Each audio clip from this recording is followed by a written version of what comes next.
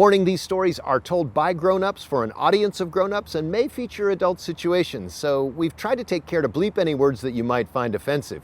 But parents may want to watch the stories first and decide if they're appropriate for children. Finally, the views expressed in these stories are those of the storytellers alone and may not reflect the opinions or attitudes of Blue Ridge PBS or Echo TV. And now, enjoy the show.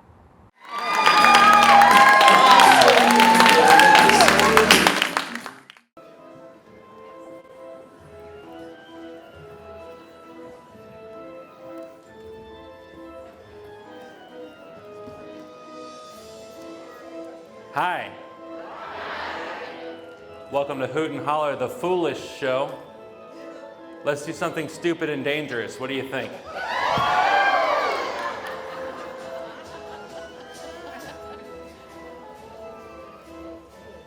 Hi, what is your name? Suzanne. Suzanne, if you would not mind. Big round of applause for Suzanne. She joins me on stage, everybody. Come on, Suzanne. Your public awaits. Come with me. Yeah. Oh, you'll find out. Careful up the steps here. Okay. Hold on.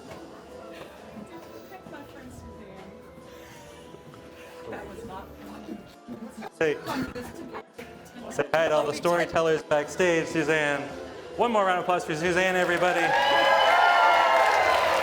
All right, Suzanne, I'm going to have you stand right here. Did Lee do this on purpose? And she said no. You can let go anytime you want, Suzanne. Thank you. Thank you. All right, so I'm a magician and a professional freak. We're going to do something that's slightly dangerous, but only to me. But I need to make sure you can follow instructions. So you're going to see in this glass, there are 4 maraschino cherries. Take one of those in each hand by the stem. It's a little game of like Simon Says, one of those in each hand, so go ahead and separate them anytime you want. It's a family event. There you go. All right. So you got one in your right hand, one in your left hand. Take the one in your right hand, jingle like this. Cheers. Follow my motions.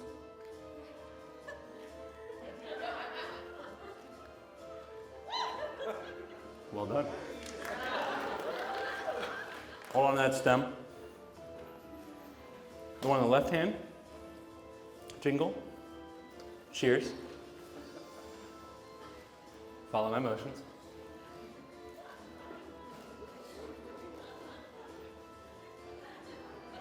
Oh, you did it!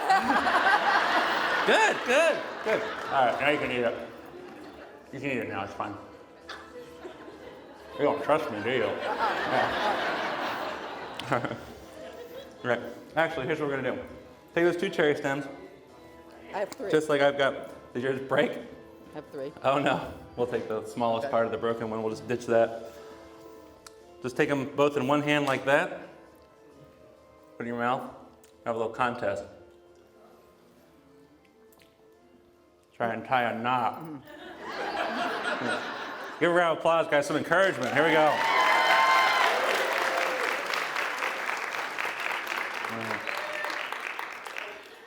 It should be done by now. No. That's all right. I'll take that from you. Okay, thank you. All right, fantastic. So, we got one more cherry here. Suzanne, don't worry. You don't have to eat this cherry. This one's for me. You'll see stuck into this cherry are 40 very real, very sharp embroidery needles. Suzanne, anyone you like, go ahead and select the cherry. Go ahead and select the needle out of that cherry. Pull needle. Anyone. All right, fantastic. Now, just go ahead and very carefully brush that across the tip of your finger. Confirm you are the eyes and ears of the audience. Make sure that is sharp. Not so much. Okay. Now, I need you to very carefully place that flat on my tongue. This. Not in my tongue. That's a very different trick. Okay, so you want I don't do that trick. I have the needle toward me. the needle toward you, Yeah, like that. perfect, just like that. That was fast.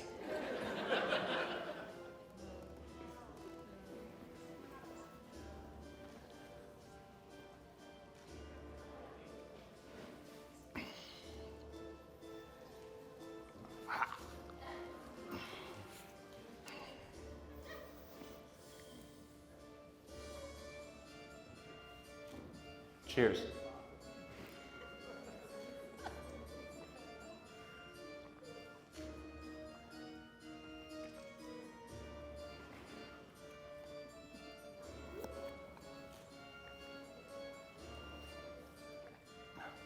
Suzanne, is there anything in that glass besides water? Nope. Thank you. That was the best display of that I've seen. I've been in this trick a while. You notice here, just around this cork, I've got some sewing thread.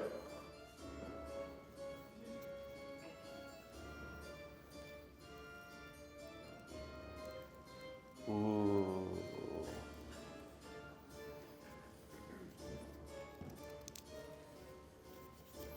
Now, Suzanne,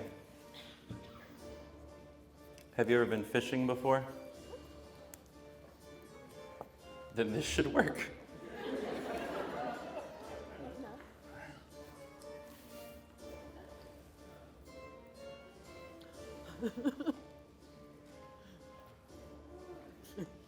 Place one finger out for me. Thank you for that one. Just going to wrap the thread around your finger there. Place your thumb down, lock that knot in place. Perfect, just like that. The important part, just hold still. Don't jerk or pull. You're not actually trying to reel me in here. Stay still. I'm reeling you in? No, you're not. Oh. Just hold still. I'll pull back.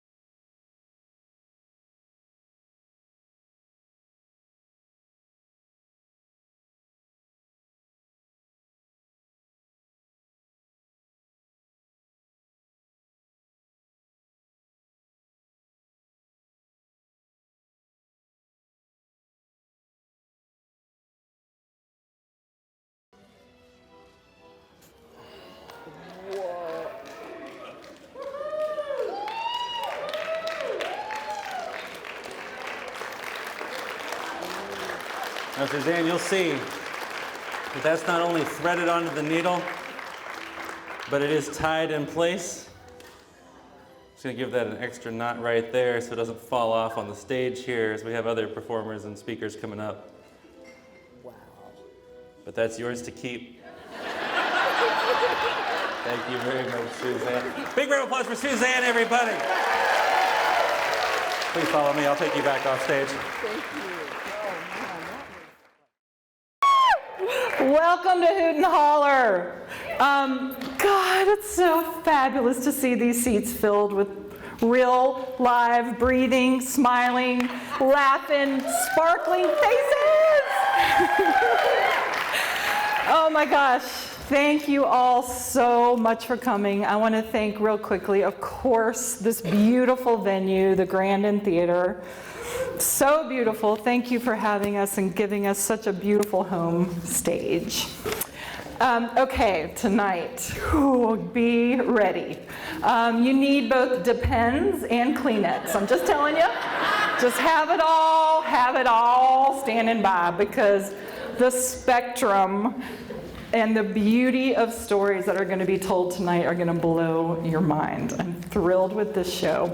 Storyteller number one. According to a recent poll, somewhere between 18 to 25% of all Americans describe themselves as cat people. Meanwhile, more than 60% identify as dog people. So there's a good chance that your dog person is sitting either next to or inside you right now.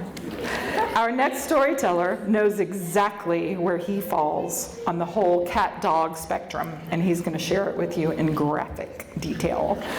That's because he can never forget which of the two made him the bigger fool. Please welcome fan favorite, happy to help him back, Chris Henson.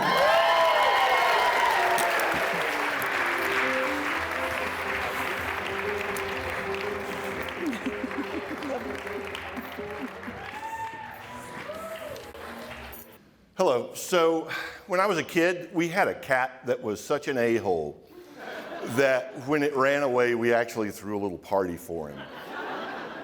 When I was in college, as you can see on figure 1, I was allergic to cats. And cats would, if the more awkward the situation, a date, a party, a cat would enter the room, see me, run over, jump on my lap, and onto my shoulder with its tiny pink anus right next to my face, and start shaking its danderful tail into my eyes so that I would weep like Tammy Faye Baker. So, I am not a cat person. I am, however, a dog person. In the summer of 2001, my wife Connie and I and our daughter Charlie had a delightful dog named Cody. And he was half lab, half German Shepherd, about 80 pounds, sweet as he could be. If he was awake and if he was breathing, he was whining. He could not stop. And it drove everyone crazy, but it was just who he was. It was sort of a, we don't know why he was whining. We never ever figured that out. We just knew he was neurotic. But anyway, so that meant that when we went to visit other people and spend the night, that he would definitely spend the night with us in our guest room on our bed.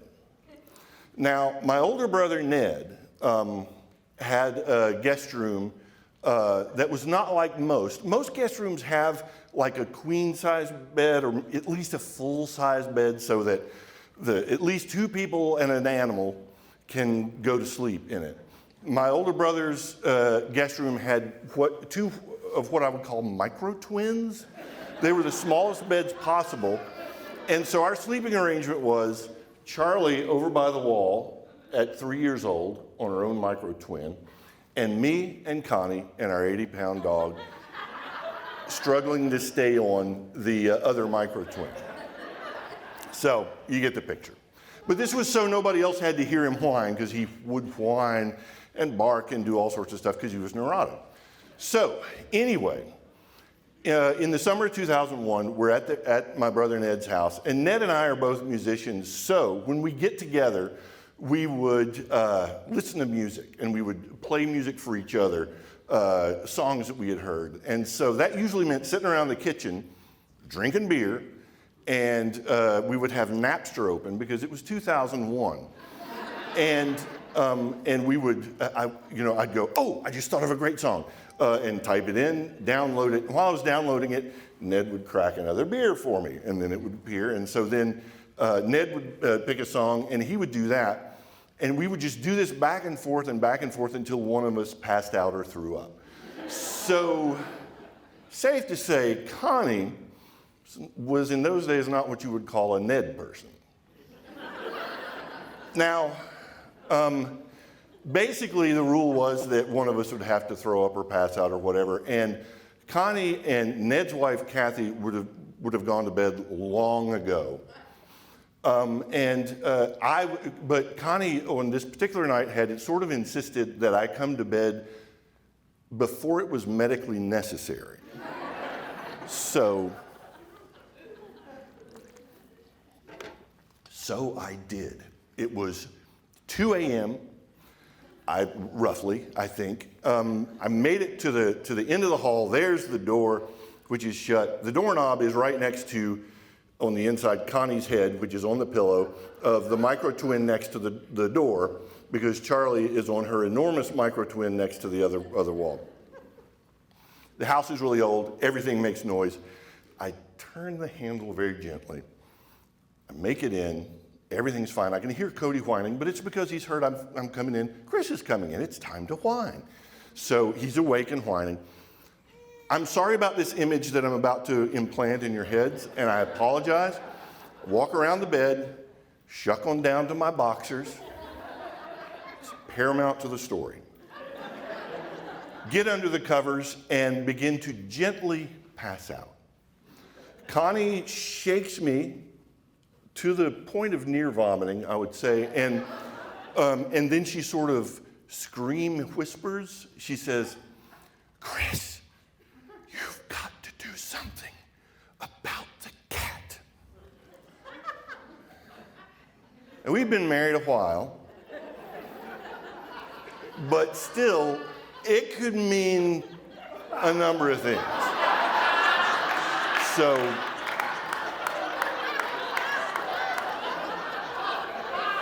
but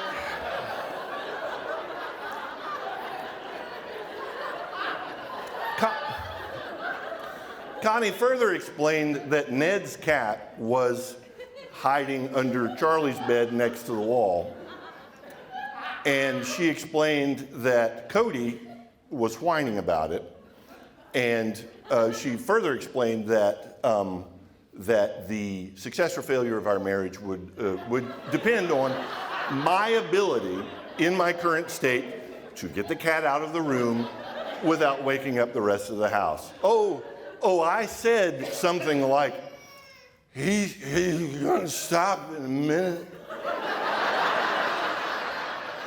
And that's when Connie pointed out that she had been in there for 3 hours and he had not stopped whining for a second. Imagine trying to sleep while a dog is going.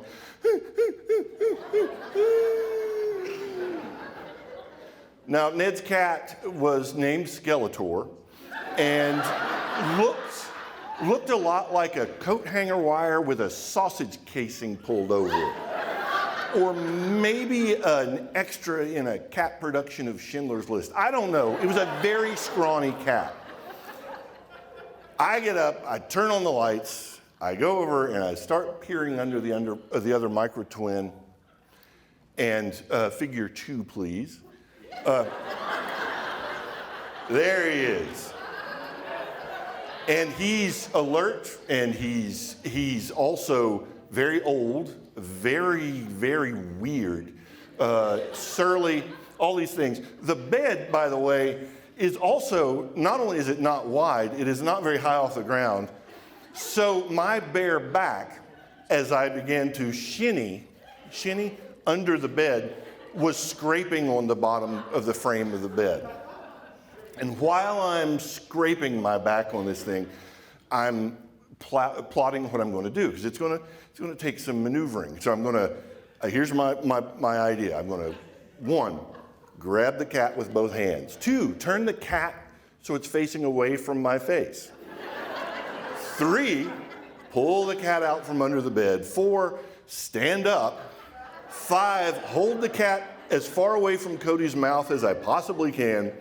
6, go over to the door. 7, open the door. And gently, 8, toss the cat out into the hallway without letting Cody get past me to chase the cat down the hallway.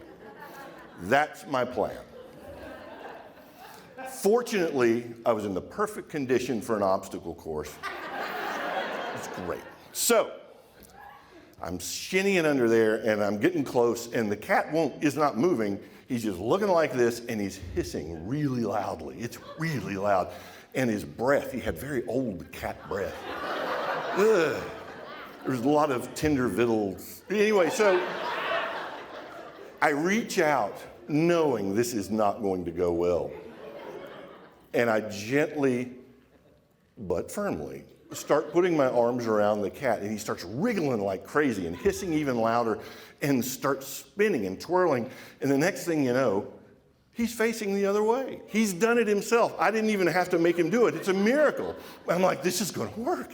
It's going to work. So now all I have to do is get out from under the bed without the use of my hands, because I'm holding him like this. So I try to squirm and shinny and slither and everything, and none of it's working. And finally, because I'm shirtless, I have to use my nipples to push myself out from under the bed.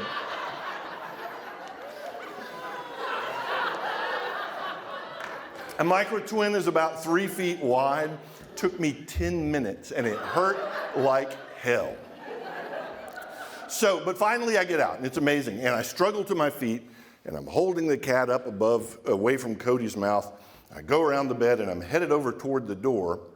And Cody jumps up on the bed and is straddling Connie, who is fast asleep now.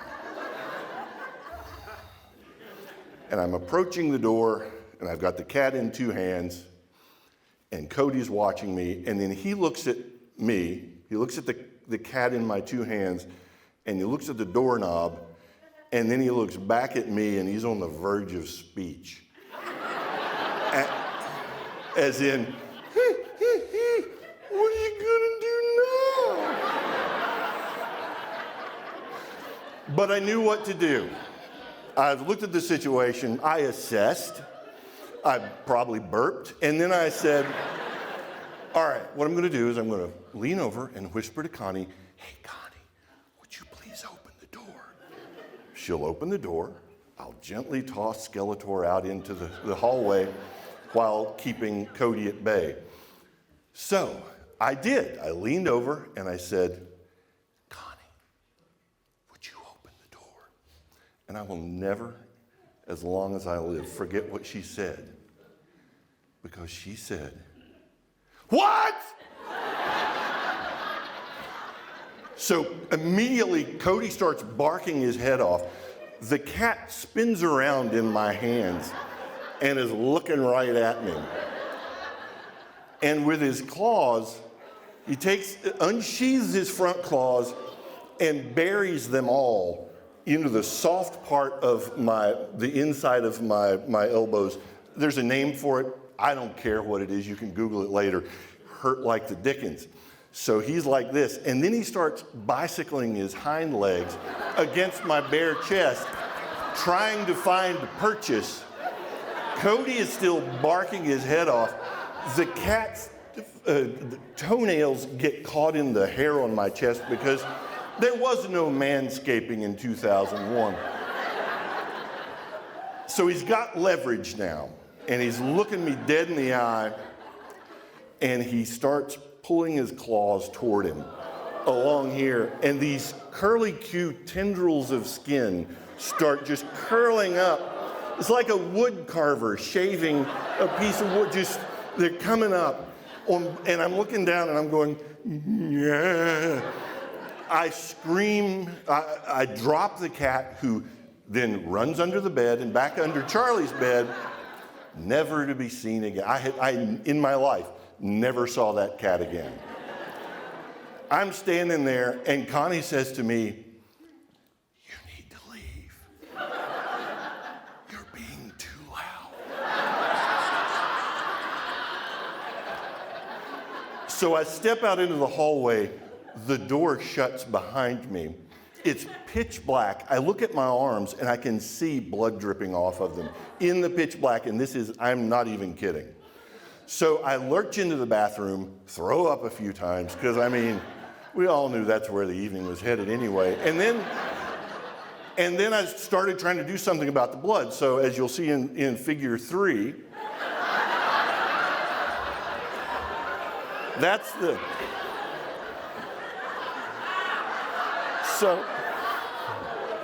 So I start using toilet paper like when you're shaving. You just break little bits off, but they're a foot long, these lines of blood. So eventually I just unspool the toilet paper, just run it along all over me, and it was a mess, but I staunched, whatever, the blood, stopped the bleeding, and thought, okay, now I can go to bed. So I go to the door, it's locked. The lights are off. I gently rap on the door. Cody whines a little bit, but nothing else. And I'm like, okay. So I decide to go downstairs and get a glass of water. And I go downstairs and get a couple of 100 glasses of water. And as I'm drinking them, I noticed that my head is killing me. My arms and chest are on freaking fire. I'm nauseous. And I'm sweating profusely, and I can feel my pulse in my hair because in 2001, I still had hair. So then I start thinking, because I shouldn't have been thinking in this particular state, I start thinking, these all sound like symptoms. And there's the computer right there. So I sit down and I decide to ask Jeeves, what is going on? So I type in sweats, limbs burning, pulse, can feel my pulse, sweating, headache, all that sort of stuff. And it tells me I have either fibromyalgia, Ehlers-Danlos, or menopause. So then I add two more words, cat and scratch. And the next thing I see is 1 million posts about cat scratch fever. And I clicked on the first one, and there were so many words that it went blurry and I blacked out. But apparently, I kept clicking because the next morning, Kathy, my sister-in-law, found me keeled over on the keyboard in my boxers, covered with bloody toilet paper, and Ted Nugent's Cat Scratch Fever was playing at full volume on infinite repeat. So here's what I learned. Cat scratch fever is real. I'm probably not a beer person. I'm definitely not a Ted Nugent person. And I don't care how cute your cat may be, I will never be a cat person.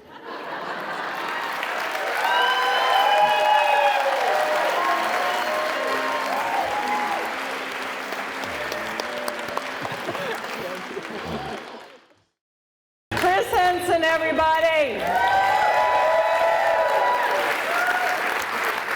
Thank you for kicking us off, Chris. Holy crap. All right. And now there's more. There's more. There's so much more. All right. Our second storyteller. She's a second-time storyteller. She hasn't told in a really long time. If any of you guys were at Parkway Brewing 1,000,000 years ago and saw the Dolly Parton stand-up thief story, which is legendary around here, this is her. All right. She's a well-traveled, eclectically educated mother of 2 sons. She's a gifted artist with a knack for subtle sarcasm, and she owns Big Lick Screen Printing, which is super awesome, a creative, custom-decorated apparel and promo shop here in Roanoke. It has become known for promoting other local small businesses, yes. With a focus on growing and expanding their services, her company serves as a role model to other female entrepreneurs. In her spare time, she trains Kempo karate, blogs, travels the world, renovates houses, vends horror conventions, and has great adventures with her grandbabies. She's a total rock and roll freaking grandma. Please welcome, put your hands together, second-time storyteller, Marge Easterling.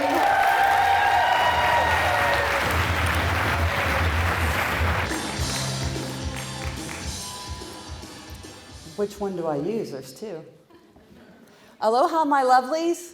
Aloha. So, once upon a time, 30 years and 30 pounds ago, in the far-off land of Birmingham, Alabama, finding my naive 20-year-old self unskilled and unemployed, let me turn this. I trotted into my first topless club to begin my exotic dancing career.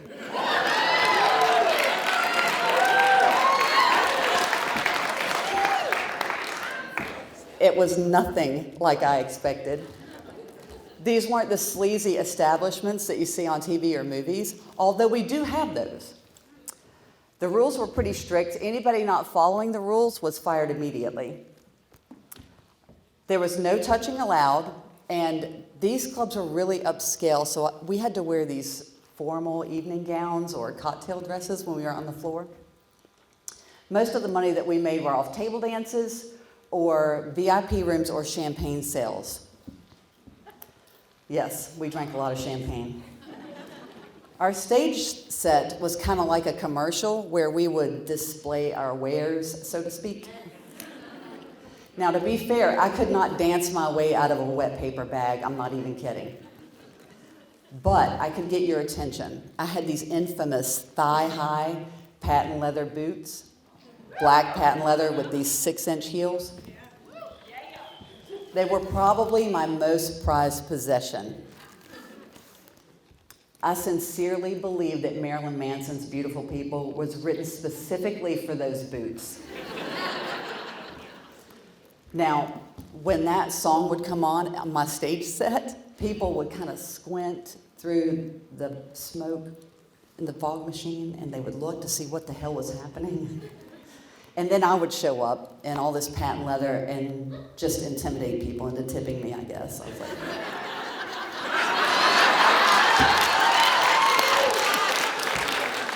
Now, keep in mind, this was the 1990s. So everyone was platinum blonde and silicone injected from head to toe. And they were all heavily tanned. So it didn't matter if it was a spray-on tan or if it was a paint-on tan. Bonus if you had tan lines. I did not have any of these things. None. I had long black hair, a lot of patent leather, and I was so pale that I would literally glow under the black lights. I made a lot of money. But I was not the typical stereotype dancer. Now, back to the boots. Let's talk about the boots for a minute. Remember, there was no Amazon. We couldn't order anything online, and they damn sure didn't figure in the Sears Wishbook catalog every year. Finding these boots was a trek to the big money city of Atlanta, Georgia, where I had to hope and pray they had my size in the color that I wanted. I paid $189 for them. This was the 90s. That was a lot of money. Now, it was while I was working in the Cheetah in Atlanta that I met this guy named Locke. Locke was kind of a mashup between Better Call Saul and Miami Vice. Only he had better cologne. His agency was recruiting girls to go work in Japan, and he asked if I wanted to go. I was like, I glow in the dark, and I'm really tall, and the geisha culture has set me up for smashing success. I threw my boots into my suitcase, and I boarded a plane for Tokyo. As soon as I landed, I was hit with culture shock. As an inexperienced American, completely foreign, the architecture looked strange, the food looked back at me. I didn't look like anybody there. I couldn't even read the writing. It was completely not legible at all. So it was very unnerving to be there. Once we got through customs, they took us to our efficiency apartment. We were told to make a copy of our passport and only carry the copy. Okay. The agency paid for our efficiency apartments and our flights over there. They also told us we would work 6 days a week, and we were instructed to change the return flight on our plane ticket from 2 weeks to 3 months once we got there. So it was really different working there. We had to pay the club to work there every night, between $160 and $800 a night, depending on what we made. Yes. But the patrons were really respectful. Nobody ever got handsy. They were all very polite. I learned they don't really have a word for no. They would just say, it's not a good time, or come back later. Okay. Best of all, the smallest bill was a $10 bill. That made my day. The corporate social structure was really different over there. Everything revolves around the business. So they would bring in their guests of honor and put everything on the company credit card, but nobody would even get a drink until the guest of honor did. But as soon as that guest of honor got a drink, it was a free-for-all. We made tons of money. As usual, we had to wear these over-the-top formal gowns. I looked like Morticia Adams with these long black gloves and my thigh-high boots hidden under my long black dress. I had to pack electrical tape to go with me because at this point I had the boots for so long, they started to split on the side, and so I would just wrap the tape around it before I went on stage. That way they wouldn't fall off. So one night I was working with my Aussie friend Monique, and everybody came flooding into the dressing room. They're like, the cops are raiding the club. Grabbing my purse, we hit the emergency back room exit, and everybody scattered down the alley like little high-heeled cockroaches. Now, to be fair, having the cops come in the strip club and raid a club is nothing new. The rules are so strict, you have to follow them. Like if you have to be 18 inches off the floor when you do a table dance or whatever it is. And so occasionally the police would come in to make sure that everyone was in compliance. Kind of like OSHA for strippers, I guess. I don't know. I didn't think much of it, honestly. I was really young. The following night, we had a club meeting, and the management's like, it's so silly for you guys to just take off. Just the next time it happens, if it happens again, which it probably won't, just sit down like you're having a drink. You can't get in trouble for having a drink. I was like, oh, okay. My friend Monique said, yeah, this is what happens when the cops want a bigger payout from the Yakuza. I was like, from who? She's like, from the mob. I was like, oh. I'm in Tokyo working for the Japanese mob. Now I understand why we had to change our return ticket from 2 weeks on a tourist visa to 3 months. That was their way of getting around the work visa. I was like, okay. Nevertheless, being young and foolish, I settled back into work. When the following week, as I walked out onto the floor, 8 guys in long black coats walked into the club and the music stopped. Everybody scattered again, except for me. I sat down at a table like I was having a drink, like they told me to do. So this little guy walks over and says something in Japanese, and I said, I don't speak Japanese. So this other guy walks over, this real young guy, and says in perfect English, are you working here?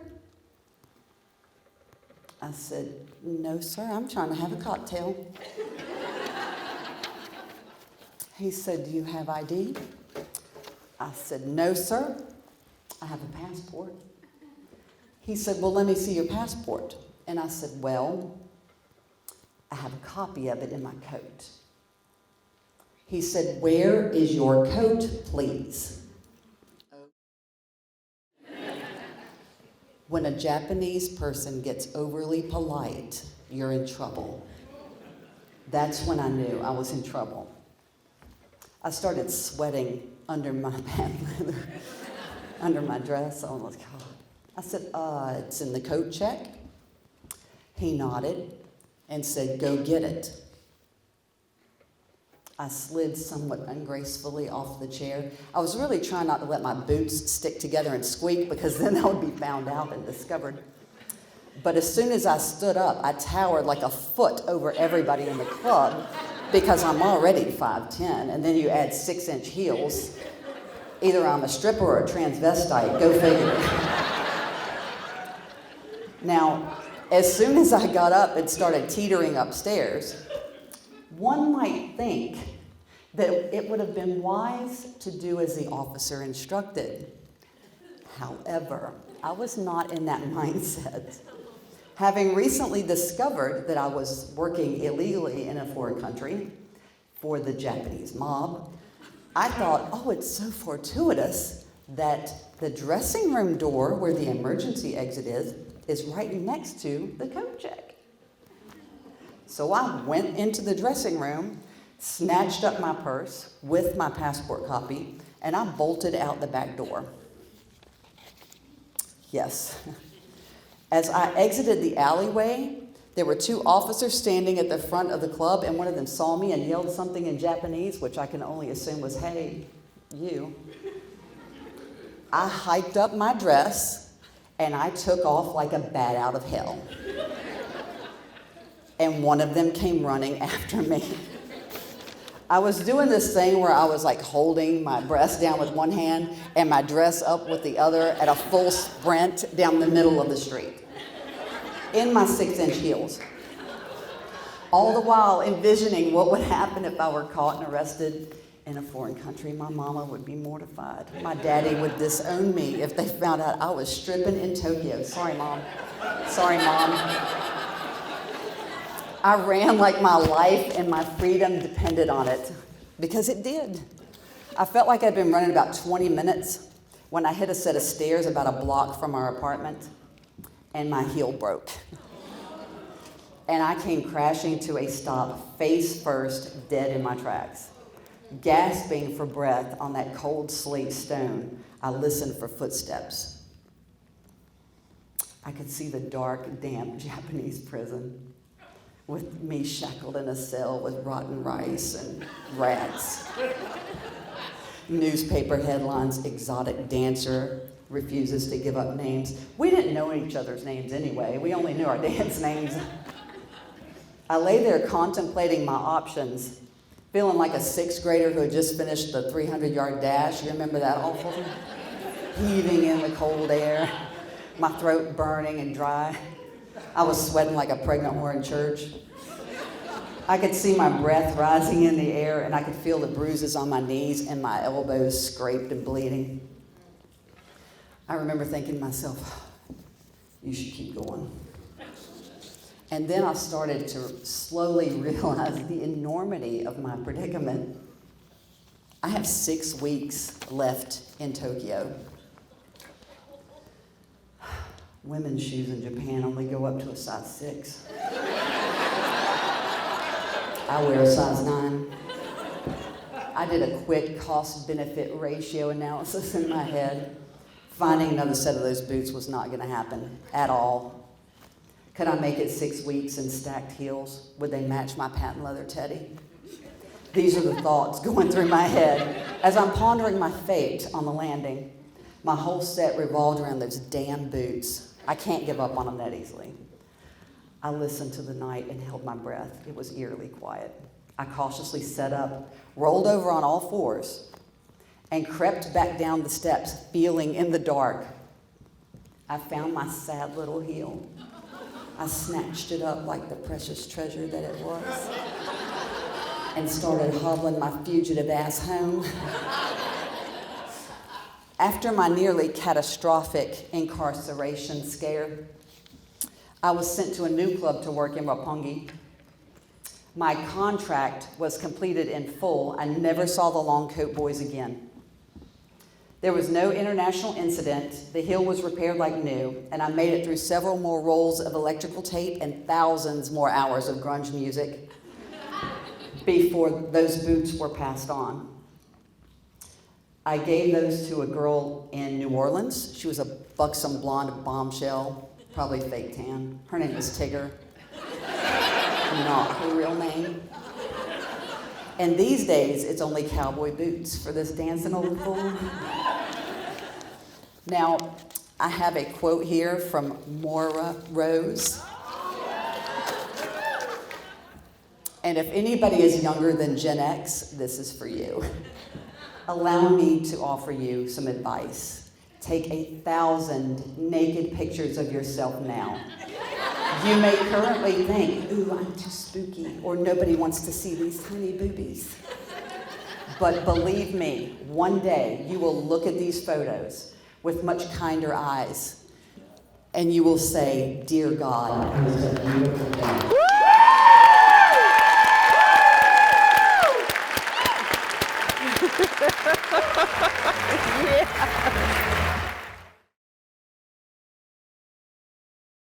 Our next storyteller hails from the country backroads of West Roanoke County and now resides among the hills in the Blue Ridge. She's an entrepreneur specializing in the sale of vintage oddities. Despite the experience she has in this story, she holds no ill will toward anyone driving black SUVs, and you'll see what this means soon. Please welcome Heather O'Brien, second-time storyteller.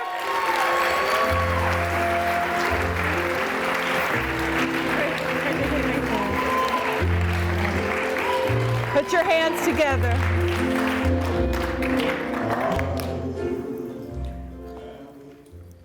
Hey, everybody. Let me adjust. Confession. In the mid to late 90s, I attended Liberty University. Yes, the house that Jerry Falwell built.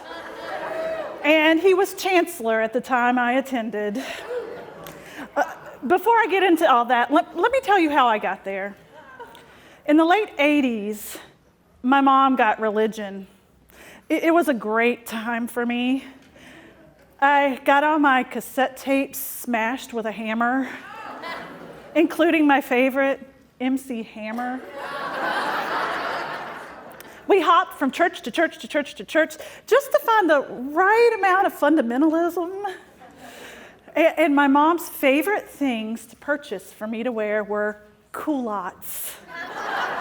Yeah, y'all know what culottes are. If you don't, let me explain. They were like this A-line skirt made of very stiff fabric, usually one boring brown or blue color. And they had a little incognito split right in the middle to make them shorts. Yeah, there was nothing cool about culottes. They screamed homeschooler, and I was not homeschooled. Despite my mom's religious overbearance, something amazing happened to me in high school. I found punk rock. My friend Bonnie, she made me a mixtape, and it was amazing. I had to sneak it home and listen to it on my headphones so my mom wouldn't smash it with her hammer. And I hid it under my pillow when I went to school. It was glorious. The Dead Kennedys, the Ramones, Bad Religion, and Black Flag. One time, my friend Allison brought an alternative zine to school, and it had pictures of Black Flag with Henry Rollins singing for them. And that is what hooked me. Yes. When it came time for college, my mom was insistent that I go to a fundamentalist Christian college. College like Bob Jones University. Anybody know? Yes. Yes, that would have been acceptable. Bob Jones was located in South Carolina, which was extremely attractive to me because that was really far away from my parents. So we decided to visit. And the first thing I noticed when we got on campus were culottes. No. The second thing I noticed were the separate sidewalks. Yes, they had male and female sidewalks, and never the two should cross. There was no dating at Bob Jones. You could get to know a member of the opposite sex in something they called the furniture room. They were really proud to show this off. It was a room about the size of this theater with lots and lots and lots of little couches everywhere. And you could sit with a guy on the couch and have a conversation. Yeah, with over a lot of adult chaperones overlooking so you could make sure nobody touched at all. How was I supposed to find my Henry Rollins in a place like that? So we decided to check out Liberty. Now, it's only an hour away, but I'll take what I can get. Liberty was actually more liberal than Bob Jones, if you believe it. Don't get me wrong, there were lots and lots and lots and lots of rules, like no TVs in the dorm rooms. Now we got around this by having like a suitcase up on a shelf, and we put the TV in the suitcase, and we would unzip it and catch Saved by the Bell or whatever, and then we would zip it back up and go off to class.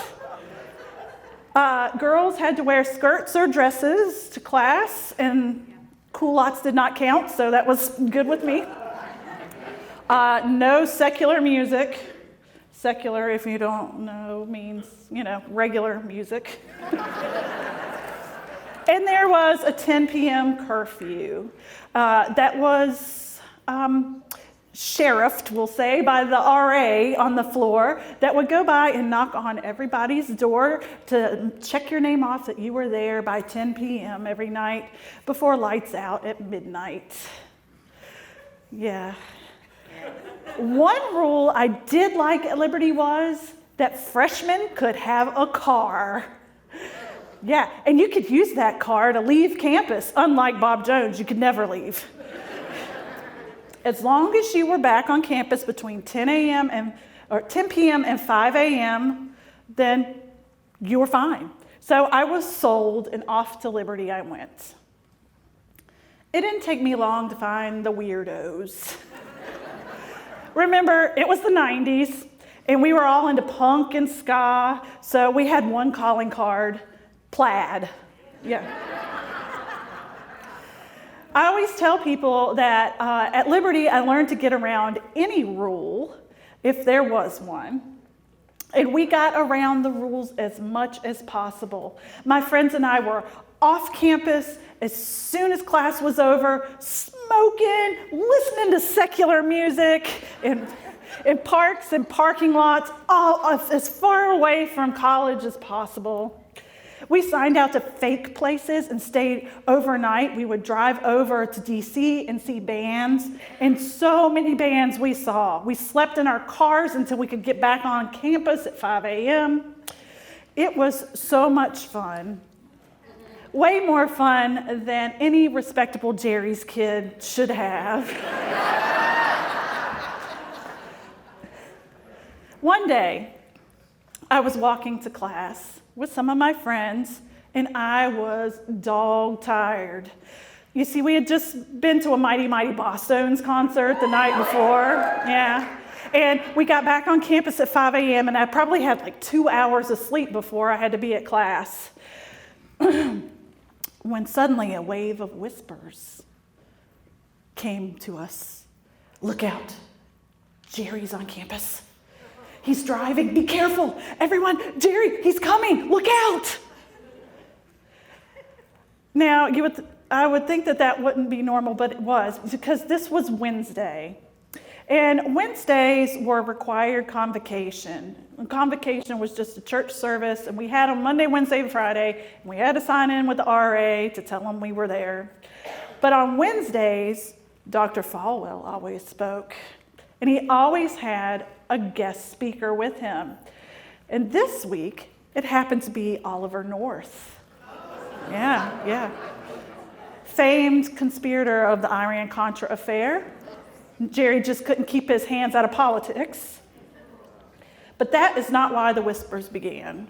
I mean, no 18-year-old in the mid-90s even knew who Oliver North was, and we were going to have to sit through his speech, insufferable speech later. So, the reason the whispers began, look out, Jerry. Jerry's on campus, look out. He's driving, look out.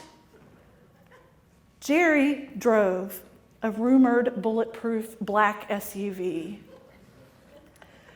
He always wanted his visitors, his special guests, to think that all the kids on campus thought he was cool. He was down with the kids. So he had this little thing he would do.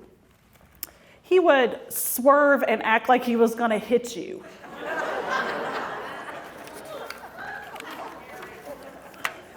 And then he would do something like this.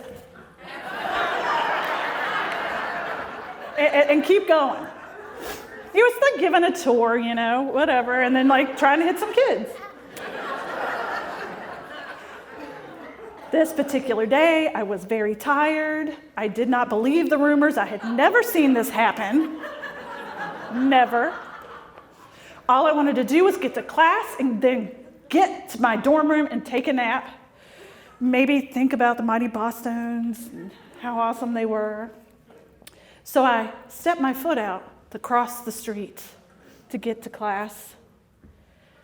when I turned and saw, there it was, the black SUV. I was paralyzed.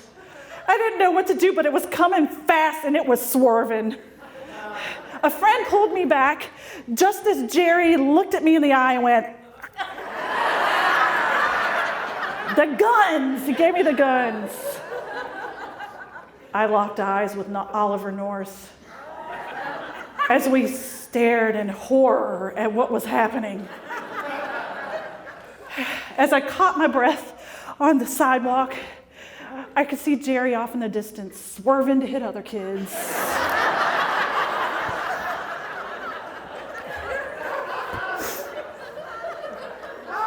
I never found my Henry Rollins there.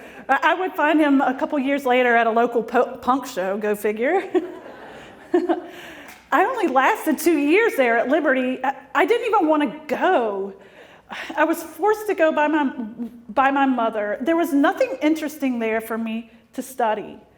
The only excitement I had were from friends, and I think we shared a bond that maybe not a lot of people have felt in their own lives. We were weirdos and punks, believers, yes, believers of other faiths, other denominations, unbelievers. We were all just trying to survive this very rigid religious place for a degree our parents wanted us to get. Many, many years later, my mom would apologize for sending me to a school that I no longer wanted. Thank you for the applause. A school I didn't want to go to, but I didn't graduate. I had no degree. But I wouldn't be who I am today without those experiences and those friends that I still are very close with. So I am happy about my experiment. Rip, Jerry.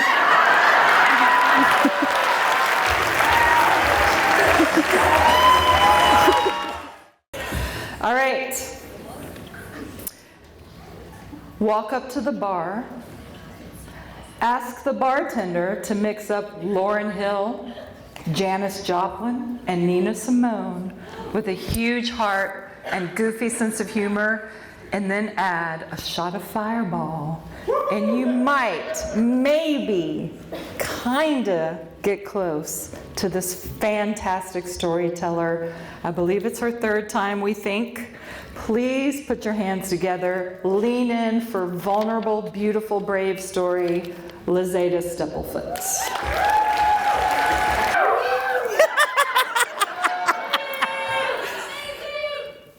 Thank you so much for coming out tonight.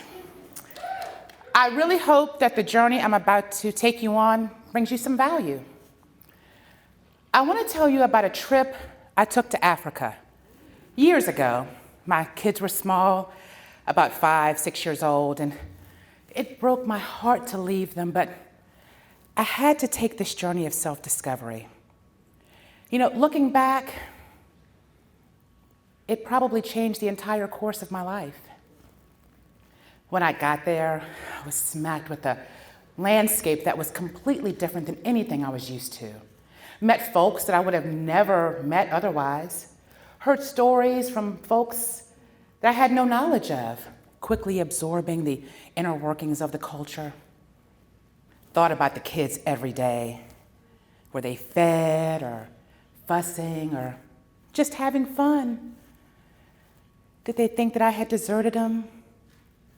Did anybody miss me while I was lazing on the beaches of Cape Verde, gazing at the monumental Mount Kilimanjaro?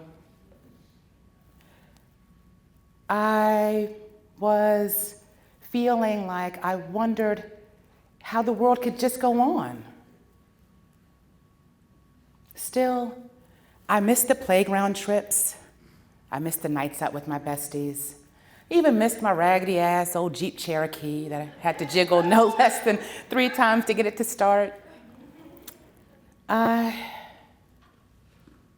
even missed watching my daily show every night at 11 p.m. But I'd made a choice to be here, so I was gonna make the best of it. Typically a risk-averse eater, I ate exotic foods unlike anything I would ever have cooked up in my Southwest Virginia kitchen. I slept on the most uncomfortable beds and was treated in a way that I didn't even know existed. I learned that if you are hungry enough, you'd be surprised what you would willingly eat, tired enough where you'd collapse and close your eyes. Oh, and the smells. The smells of nature combined with the hot, searing African heat was absolutely exquisite. I have never sweat so much in my life. Even wore different clothes and bright colors that I would have never chosen for myself. Kept a radically different schedule than my 9 to 5 and running the kids around, which left me with a lot of time to think about my place in the world and what I would do when I got home.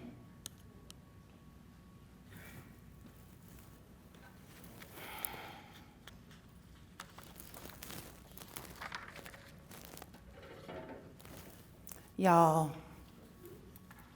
none of that is true.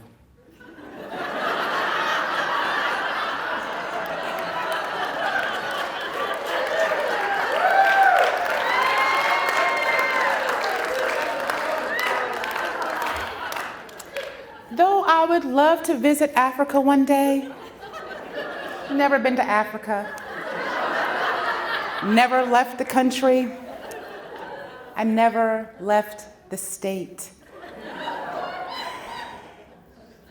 I went to jail. I did some dumb shit. I got caught and I had to pay the consequences. But all the other stuff is true. It was a different world. It was a different culture. The guards treated us with like garbage. I had never been treated with such disdain before in my life. And the smells, y'all, were exquisitely funky. Imagine baked on sweat mixed with hopelessness. And the exotic food, it was exotic, all right. I would not feed that food to my worst enemy. And we slept on the floor, on foam pads, due to overcrowding. A far cry from my frilly comforters and bed full of frilly pillows. And it was hot. Now, I can't compare it to the hot African sun. Never been there before, as we've established. But lack of central air, lack of central air in the dog days of summer, and a concrete building has got to come close. And I did meet folks I would have never met otherwise. With the most devastating stories of the worst that life has to offer. You know, you heard she was crazy. She stabbed her husband 20 times. Sitting in our jumpsuits and our bedrolls, eating our 6 a.m. breakfast slop, she explained to me the years of abuse that she endured that caused her to snap, fight back, and go too far. You know, you heard she was a crackhead, dirty old crackhead, over our evening exotic fare. She told me about the older relatives who turned her on. They didn't tell her it was crack. They just told her it was something that would make her feel good. She was 12. She didn't know what she was getting into and then couldn't find her way out of it. After a screaming match on the payphone, the chick who was there, waiting to be transported to federal prison for being popped with an ungodly amount of drugs, admitted that they weren't even her drugs. They were her boyfriend's. And now he's sleeping with some other chick after promising her that he would wait for her to pull his time. Barring clemency or parole, she's probably still locked up today. You know, there were no hardened criminals or serial killers or anything else you would imagine when you think about jail. Just a bunch of ladies who'd made mistakes.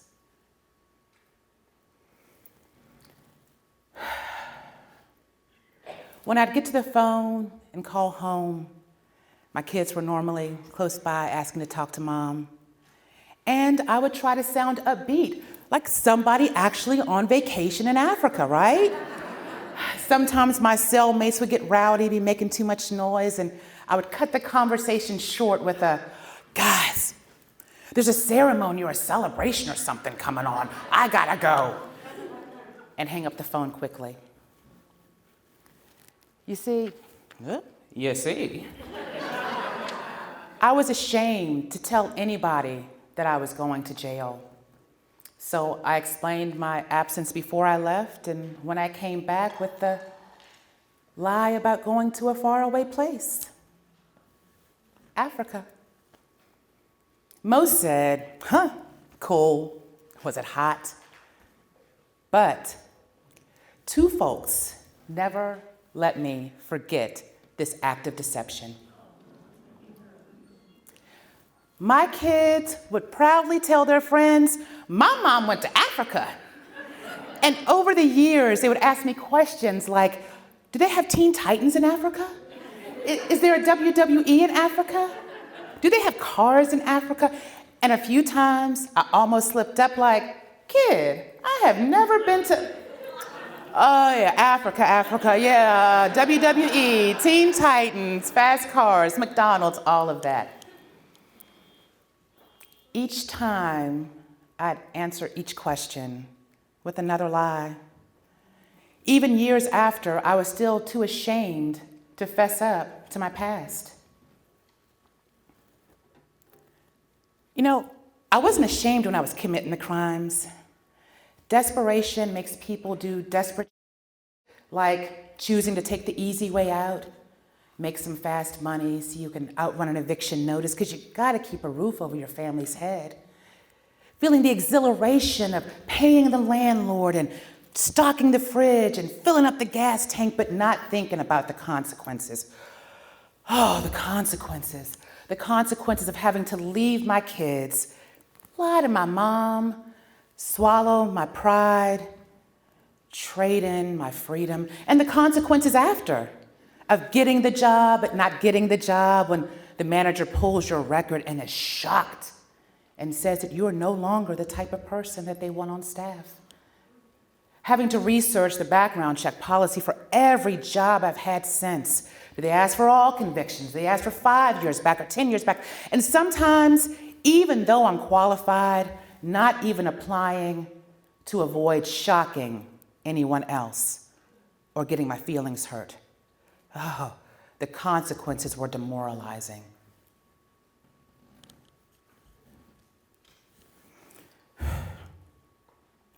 What saved me? Education. You know, in retrospect, I'm grateful for that time. It truly was a journey. As I laid on that jailhouse floor every night on my little piece of foam, all I could think about is how I can avoid ever coming back here again. I figured if I had a college degree, I could find a job that would pay me enough so I wouldn't have to risk my freedom to take care of my family. Maybe have a career that focused on my talent and didn't hinge on my criminal record. You know, back then, I thought going hard for my family meant taking chances and risking everything. In reality, it meant many, many nights of finding the will to hit the books after working 8+ hours a day, cooking dinner, doing laundry, and finding a few minutes to ask, how was school today? Did you learn anything new? Were there any knife fights in the hallway? And many, many evenings wanting nothing more than sleep, but fighting through the frustrations of SPSS, drinking in the finer points of communication theory, finding fascination with astronomy, and using principles of psychology to analyze everyone that I knew into the wee hours of the night.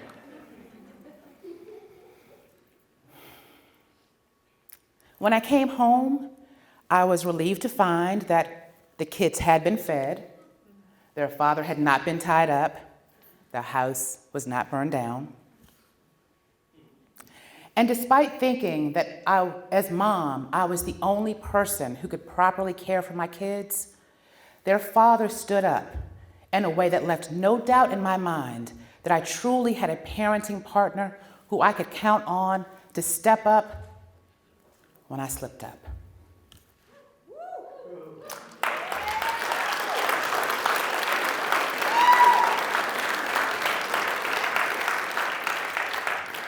And then I made a beeline for the Roanoke Higher Education Center. Shout out to Sharon Barnes and Alicia Araujo of Mary Baldwin University for helping me navigate the path to get my BA while working full-time and being a full-time mom.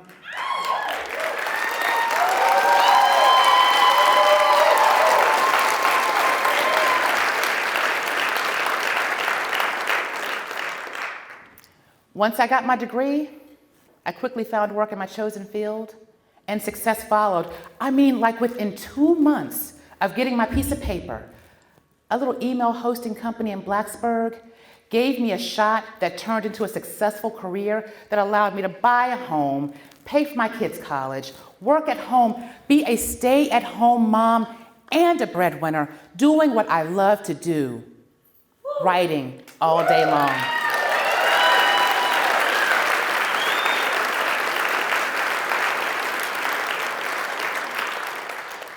Shout out to the founders of webmail.us, AKA Mail Trust, AKA Rackspace Email and Apps, and the hiring panel that created a vessel for my family, and to the legacy of Racksburg that groomed me into the sick wordsmith that I am today.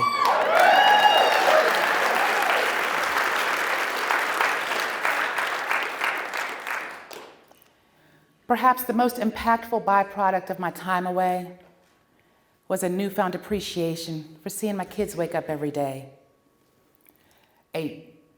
Taking the gift and the responsibility of motherhood more seriously. And it changed my perceptions. It made me less judgmental of people who'd made mistakes, whether legal or otherwise, because you never know how you're going to react to pressure until you're under pressure. When my kids grew into teenagers, we had a friend who made a mistake. As I heard them talk about how dumb they were and how they were screwed for life, I took the opportunity to come clean, to destroy my pristine mom image, to teach a life lesson. You know, people fall down every day. The key is not to stay down. To quote Langston Hughes, don't you sit on them steps because you find it's kind of hard. You keep climbing. I expected a berating along the lines of, how could you lie to us? Doesn't that make you a jailbird? How can you teach us right from wrong when you went to jail for doing the wrong thing and then lied about it?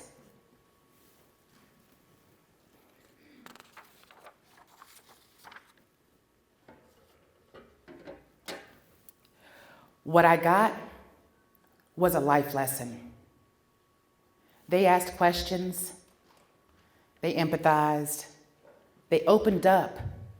It made us closer. But despite my assumptions, they didn't judge. Life lesson, your true, authentic story has far more power than lies born of shame.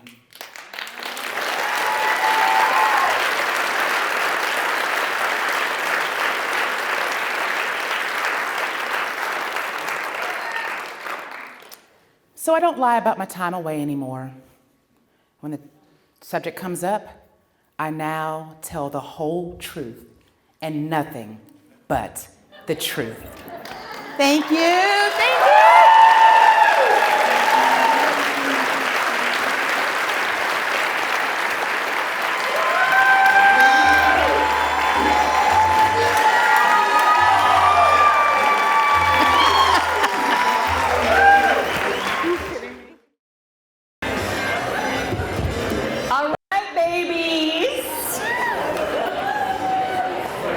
Oh my gosh, I just wish this was like a pajama party, y'all. Like, I wish we could just hang out.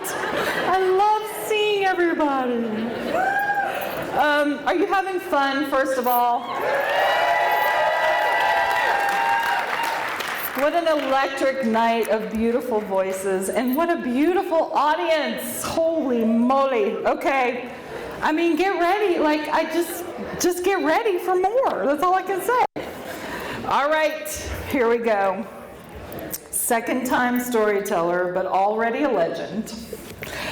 A native of the Roanoke Valley, he has a background in the arts, including visual arts and performance. While living in NYC for 8 years, he was active in the city's biggest comedy clubs, and you're going to see why. He resides in Callaway, just a quarter of a mile from where his family settled in 1740. He has asked me to warn everyone that if you get the urge to come up here and slap him, he will not take the high road. He is from Franklin County. So watch it. When you don't find him at his gift shop, Big Lick Gifts at Valley View, he's out hiking the many trails. Okay. He's out I haven't read this, so I'm laughing. He is out hiking the many trails along the Blue Ridge Parkway. Please welcome instant legend, Joe Stanley.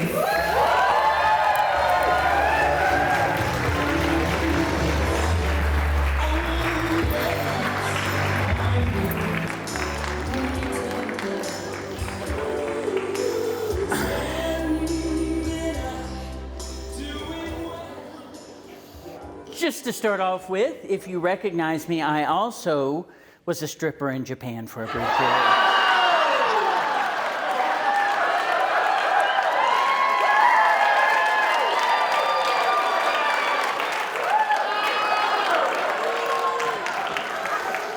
And not to toot my own horn, but it was a hell of a show.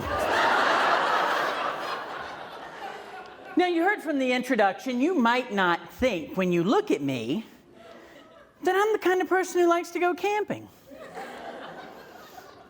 And you would be 100% correct. I hate it. But it's who I want to be. I mean, I'm down for any activity that has accessories, and camping has them all. Plus, look at the people who camp. I mean, they wear those clothes that have all the pockets to put all their stuff in. They have their Life is Good t-shirts, cool hats. They wear their little wool church socks with their boots. They hydrate with water. Everything about them screams adventure and purchasing power. Now, growing up, I never went camping. We were far too poor to ever sleep outside. And I do not have that need to see the view from the top of the mountain. You go on up, you climb that mountain, you take a picture and show me when you get down, and we'll both be just as happy as clams. But if any of you to come up to me afterwards and invite me to go camping, I will go. And I will ruin your entire trip. I'll tell you up front, you're gonna be miserable. Now, I used to work for a local company that made orthotics. And working in the marketing department, we were always guinea pigs for whatever they made. So one summer, they decided to introduce the flip-flop orthotic. Now, if that doesn't sound sexy, I don't know what does. This flip-flop looked like something Frankenstein would wear to the beach. It weighed about 3 pounds. I've never had on a clunkier shoe, and I was forced to be the one to test it. Now, if you're going to test this flip-flop, what's a better way to test it? Camping! So, I went on a camping trip. Now, all of my past experiences camping with my friends have exempted me from having to set up the tent. I don't know why. I am responsible for the inside, the accoutrement, as we say. Now, I love to set up the inside of the tent. And if you give me time, I will make it just like sleeping inside, but like 5 or 6 times more expensive. I like little areas for specific reasons. I like my little kitchenette. I like to have a bar area and then a separate area for us to sit and relax. I surround the area with beautiful Italian lights. I have Bluetooth speakers placed all around me. It's magical. Now, on this one particular trip we went on, it was raining. And we were in the mountains, and it was slippery and sloppy. Now, don't get me wrong. I'm not someone who's afraid of getting wet or getting muddy. I'm prepared. I come prepared. So as we were setting up, I put everything out, the chairs, the lights. I had a vinyl tablecloth with matching weights on the corners so it wouldn't blow away. You're never going to believe that I found a lantern in the middle, battery operated, that matched it. It was incredible. And when it started to rain, we immediately went back to the vehicle and got the runner carpets we had, a broom, a Swifter, some Clorox wipes, and an area rug. Now, if you realize I have a 15-person tent for 2 of us, you see that's really not that much. We had canopies for each area, and it took us a while to get it all set up, but man, it was magical. Flickering flames, soft lights, the sound of bossa nova floating through the air. It was incredible. Now, on this trip, I also was responsible for drinks. And as a special treat to my friends, I made my favorite, which was sangria. I took a 5-gallon jug, like you often sometimes use at your kids' Little League game. I took that 5-gallon jug and made 5 gallons of my signature sangria. People had nerve enough to tell me it was too much. Seems like some folks, after 1 or 2 cups, decide that they want to drink something else. Not old Joe. Tell you what, I drank that until I started calling it sangria.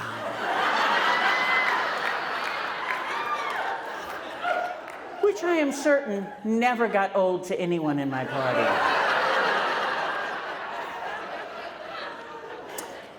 Now, this particular campground we went to, it was fantastic. It has a tavern or a lodge that acts like a tavern in the evenings. And it was fantastic. And when you made your reservations, sometimes they did theme nights and they'd tell you if there was going to be a theme night or something. So anyway, we get all set up and we all take off for the tavern. And we get there, the tavern is like elevated and in the trees. There's an incredible deck that surrounds it. It's fantastic. But because it was raining, everyone was crammed inside. But it was still wonderful. Because no one knew anyone, everyone was super friendly and having this excellent time. Laughing and talking, tight dancing. It was excellent. Well, we're standing there and I look over and suddenly this young woman has joined my group of people and she's holding a hula hoop. There is not room in this place for you to be hula hooping. But there might be room for me to do it.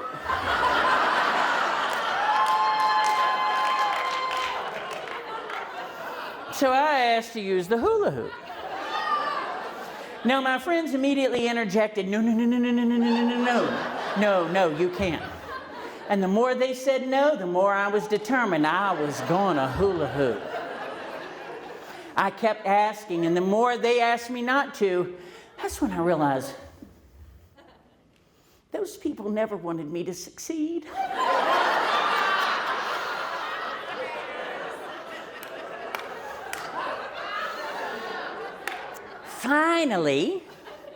Finally, the young woman relented. She hands me the hula hoop, and despite the blaring dance music, I advised everyone to get back! I do distinctly remember telling her, you know, it's a shame you only have one, because when I get going,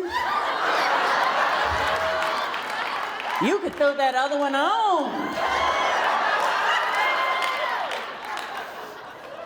Everyone's at a safe distance. I slip that hula hoop around my waist, and with a single thrust, my hips go to the left and that hula hoop goes to the right. I close my eyes.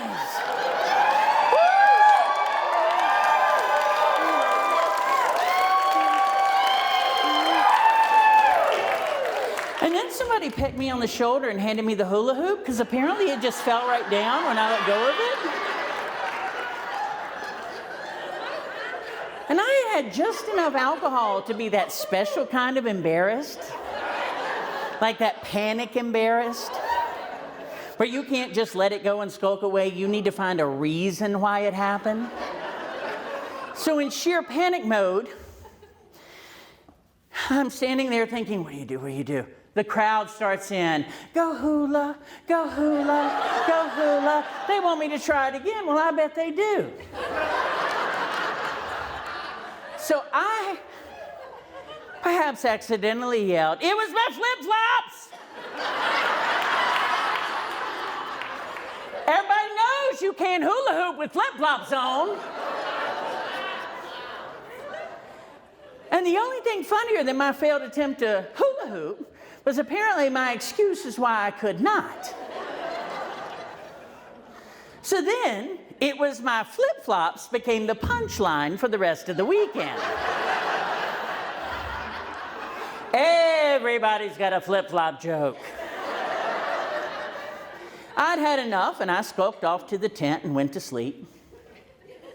The next morning, I woke up with a world-class sugary sangria hangover. I come out of the tent, and my friend says, somebody made you a gift. Gift? I look over, and there's a piece of raggedy cardboard hanging from the flap of one of the canopies. I make my way around, and it says Martha of the Vale. You got nerve enough to mock my setup? And who on God's green earth thinks that calling me Martha Stewart is an insult?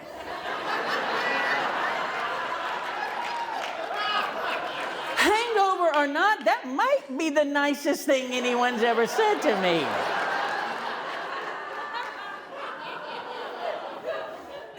God don't like jealousy.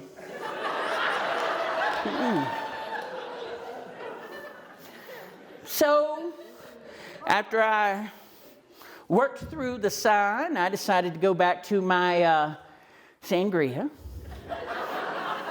I will never admit that 5 gallons of sangria is too much. I went over and I tried to relax in the old sitting area. I like to call it the parlor. And people all day long are passing by, slipping and sliding in the mud. Everybody's got a flip-flop joke.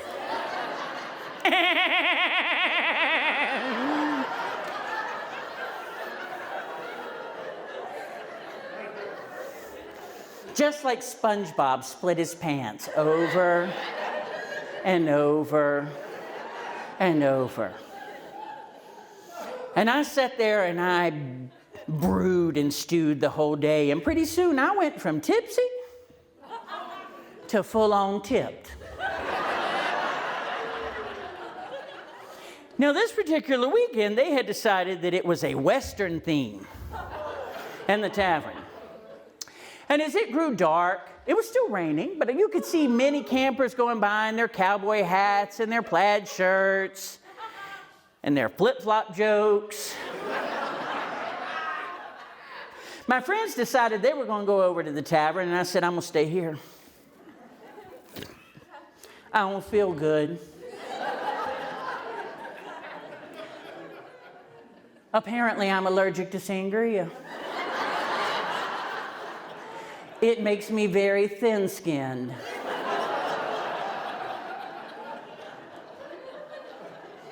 Well, they went on about their way, and I sat there plotting my grand return.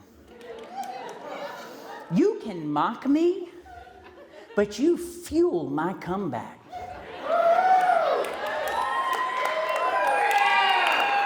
Who are you kidding? Martha Stewart made one of the greatest comebacks of all time.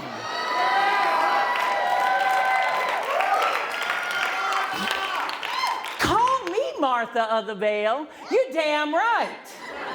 You're damn right I am Martha of the Vale.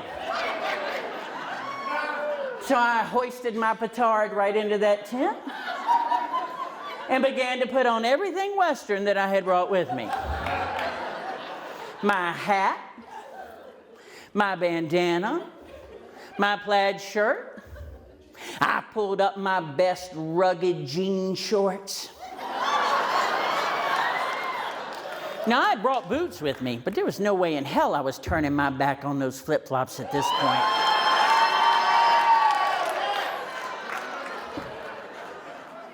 It had stopped raining, and I took off for the tavern. As I make my way, I get closer, and suddenly I hear someone call out as if they're in the trees, "Did you bring your hula hoop?" "No, I brought your mom." That's when I realized I was going to have to fight my way through this. Now, as I said, it had stopped raining, and I moved without caution. I took to those steps, stomping my way to redemption. Every step of the way, I imagined my glorious comeback. I reached the apex of the steps, and I put one foot on that wet, slippery, kind of mossy deck. And my world began to spin. No, quite literally. I launched into a triple sow cow double back vault.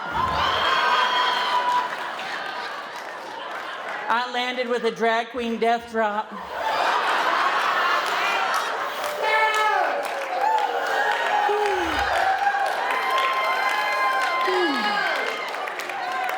I could feel every muscle from my waist down ripping and shredding.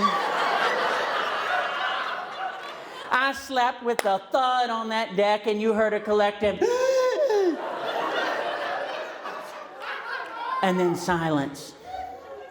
And I'm laying there thinking, oh God, how do I get up without making this worse?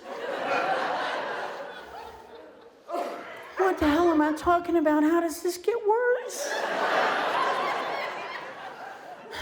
And folks began to murmur. And out of the corner of my eye, I saw a man begin to move towards me. Now, at that point, I didn't know if he was going to help me up or read me my last rites.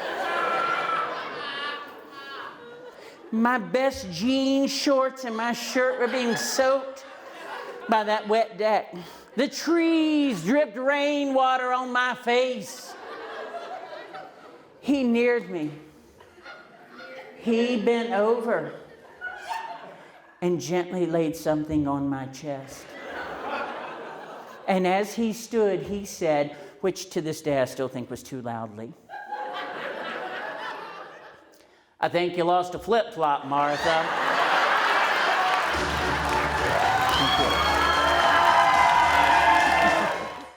Our next storyteller is literally one of my oldest friends. He's a proud Roanoke native, married to Ellen Campbell Chittum, who has carried him for years, whether she knew it or not. They have 2 kids, Hadley and Harper, who will one day be a famous photojournalist and fashion designer, respectively, and hopefully take care of their parents in old age if they ever pay off their art school student loans, but no pressure. 2 years ago, he fled the burning building that is local journalism after a 26-year career with the Roanoke Times, and now works in communications at the Fralin Biomedical Research Center. Please welcome a fan favorite, a Hoot and Holler regular, and one of our very first cast members, and one of my BFFs, Matt Chittum.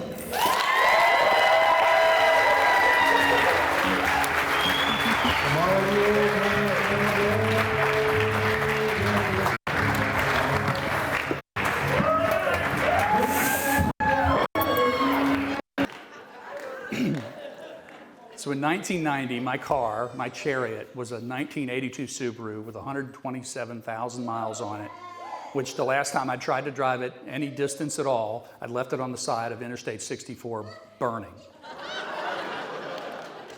This is the vehicle that I chose to drive to the Oregon coast and back. And I will tell you up front, we made it to neither. That summer, I was in grad school at VCU, a literature student, walking around with a, heavily thumbed copy of Ralph Waldo Emerson's essays. I had the haircut that you get when you go to a mall salon with a picture of a dead Irish playwright for reference.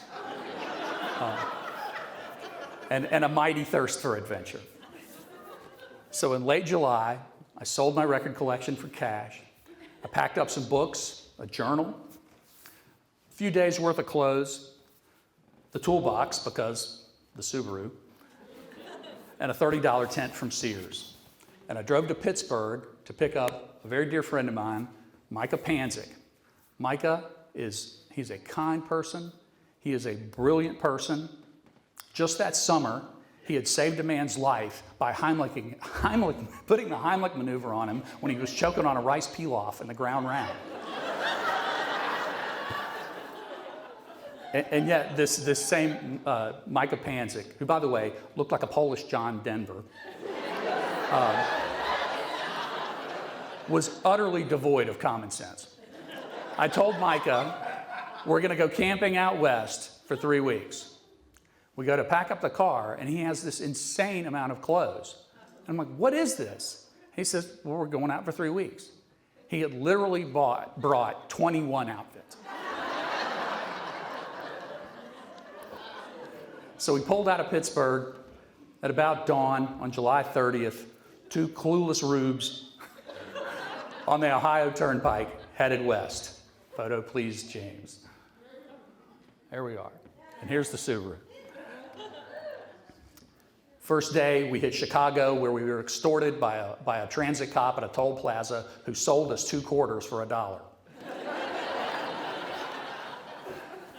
In South Dakota, we drank Iron City beer with what had to be the only other two guys from Pittsburgh in the entire state. And that night, as twilight fell, we took an absolutely magnificent pornographic photo of 2 bison having sex on the wildlife loop of Custer State Park. The next day, I got my first speeding ticket in Cody, Wyoming. $1 per mile an hour. You jumped my cue, James.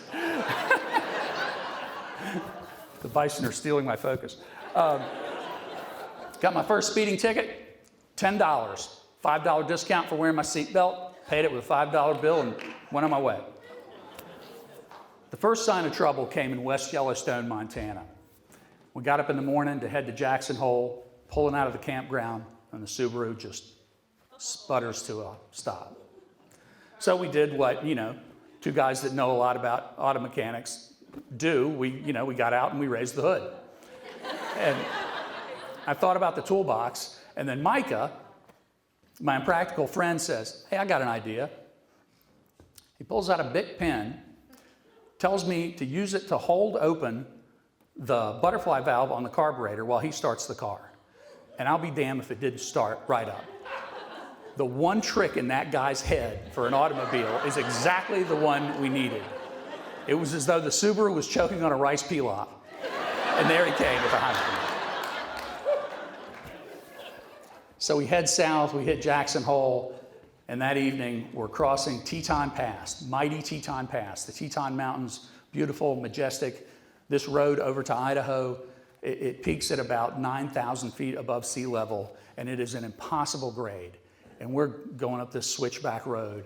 And by the second switchback, the speedometer is like quivering at about 15 miles an hour, and the temperature gauge is like pegging in the red. And I'm starting to sweat. And I'm looking at Micah, who I'd been sleeping in a tent with for 6 days at this point, and thinking about the absolutely irresponsible amount of turkey he had on the sandwich that he was eating. And the fact that I was wearing the same sweatshirt that I left Pittsburgh in, and that bastard had on his 6th clean shirt in a row. And this car is about to die because we have 50 pounds of his clothes in the back. Car strains on up the mountain, and finally we crest the top. And it's just, I can tell it just needs to cool down.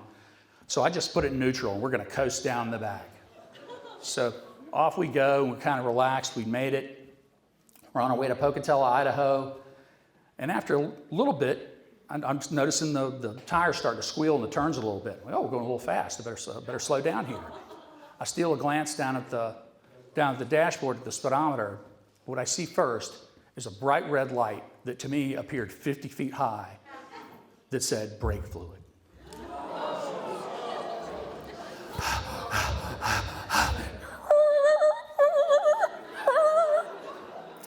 Micah's like starting to look concerned about this. I take a glance down again, and I see not only the brake fluid light, I see the oil light. I see the wiper fluid light. The car has stalled. I'm in neutral. I cranked it right over. She started up. We made it to Pocatello. But the facts were clear. This car was not going to make it to the Oregon coast, and we would be lucky if it made it back to the East Coast. So that night, over some crappy Chinese food in Pocatello, we decided to cut off the ocean, and we cut off the Grand Canyon, and we would knock around Colorado for a while and just kind of take it from there. The next day, we made it to Boulder, but the car was struggling. It was beating us half to death and just behaving bizarrely. We got day drunk in Boulder in a bar where supposedly Robert Redford once worked. And that night I called my dad and said, "What do you think?" I mean, he had more money in this car than I did. And he said, "You know what, just try to make it home." So we slept it off in Hudson, Colorado, and we got up the next morning, and this was our plan. We had a plan. Somewhere in our vast knowledge of auto mechanics, we decided the problem was the clutch. So we reasoned, just try not to use the clutch. So this was the plan. Get on the highway, get it in 4th gear, and keep it there as long as possible. We would go until we were almost out of gas, and every time we stopped, we would piss, eat, get gas, change drivers, and then do it again until we needed gas again. This worked brilliantly for about 300 miles, at which point we were on the shoulder of Interstate 70 in Kansas, going about 35 miles an hour, being beat to death as though we were on a stagecoach, and just desperate for help. We come to a tiny town called Hayes, home of the Barbed Wire Museum, by the way. And one auto mechanic who could not work on an imported car, he sends us down the road to Russell, hometown and birthplace of U.S. Senator Bob Dole, may he rest in peace, where the only mechanic was closing for the night. So we had to come back the next day. We found a campground in town, pitched our tent, got some McDonald's, big treat on the road, got a 6-pack of beer, packed into the tent for the night, and had some highfalutin conversation about Ralph Waldo Emerson's transparent eyeball, or God, or Karl Marx, or all three. After about an hour of this, we noticed we're having to speak a little louder. It's noisy. And then we noticed that the whole tent is kind of listing to one side. So I stick my head out, and I look up, and it's windy as hell. And there's this circular cloud. Now, I was working on my 2nd degree in English, but I can do this math. High winds, circulation, Kansas, run. So we grab everything that wasn't in the tent, we throw it into the tent, we zip the tent up, we pull up the stakes, and we drag it like a bag to a corrugated metal shower house nearby, because that's what's going to protect us. A corrugated metal shower house. It was as though we ran to a tiny little trailer park. So we come back out, and we're standing there on the lee side of the building, and along comes the woman who owns the campground.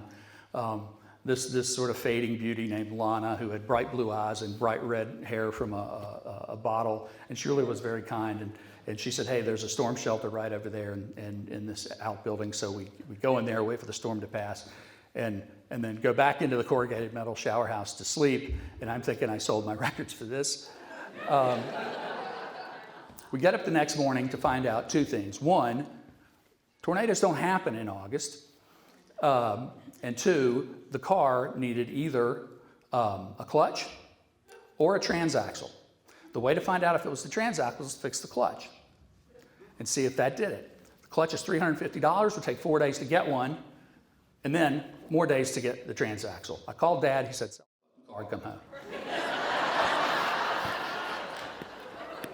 Back in the tent for another night, another storm. By now, we're Kansas veterans. Back to the shower house, sleep it off. And the next morning, we were picked up by Lana, who bought the car. I sold Lana the car for $250, 2 free nights of camping, and a ride to Salina, where there was an airport. So Lana comes to pick us up. Let me tell you a little bit more about Lana. After buying my car, this was Lana's life's assets. She had 2 kids, 3 jobs, and 4 cars, none of which would make it 45 minutes down the road to Salina. She borrowed this enormous 2-door Lincoln from one of her 3 bosses. The trunk was full of spare tires. And so we had to put everything we had in the back seat. And I gave her a bunch of camping equipment. I threw a bunch of other camping equipment into this cardboard box. I had a duffel bag. I had a couple of layers of clothes on to try to condense because I didn't want to leave my books. And the 3 of us climb into the front seat of this Lincoln. Big bench seat. Micah, me, Lana. So we get back on I-70. We're heading to Salina. And we're about 15 minutes into the trip. And I noticed the Lincoln starting to kind of weave in the lane. And so I look over at Lana, and Lana's nodding. And I'm like, Lana, you okay? You think I should drive? And she said, maybe you should.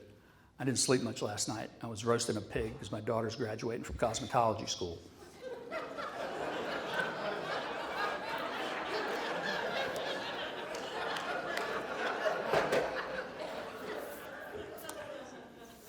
We get to Salina. Oh, forgot.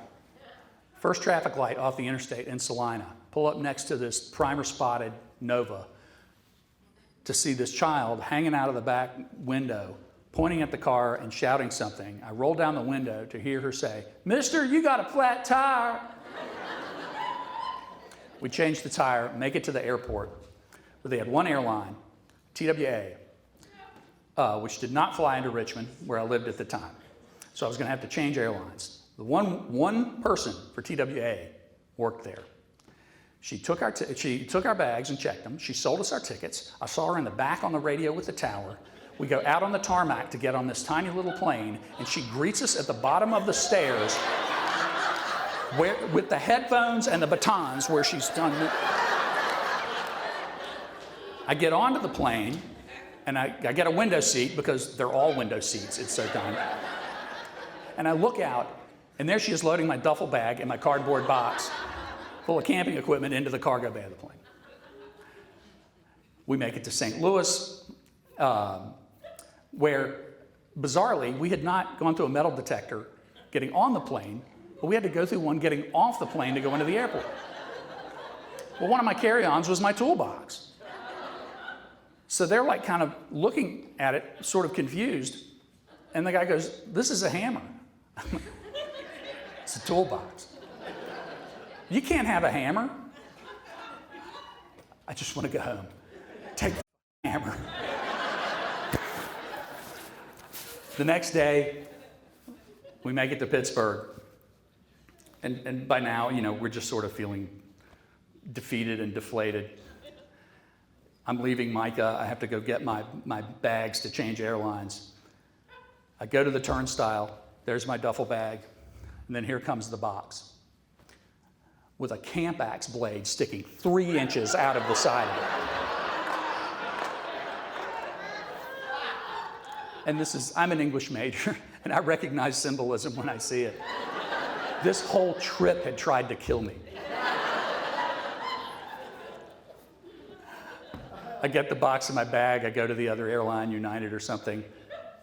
Before I get there, I gently push the axe blade back into the box and I shake the box so it won't slide right back out. And this very kind lady at the United counter says, "Oh, you got a hole in your box. Let me tape that up for you." I check my bags, I say goodbye to Micah, and I head on back to Richmond. Broke, no record collection, nothing but a Schwinn to get around on. I didn't talk to Micah for a while. But he called me that December, and things were remarkably different by then. After our great adventure, he was working at a Sears. Me, I was trying to upsell the salad bar to Ruby Tuesdays. But I'm an artist, and I know inspiration when I see it. So I wrote a song, and the first line of that song was, "Remember when we took that picture of buffalo screwing in South Dakota?" Good night, y'all.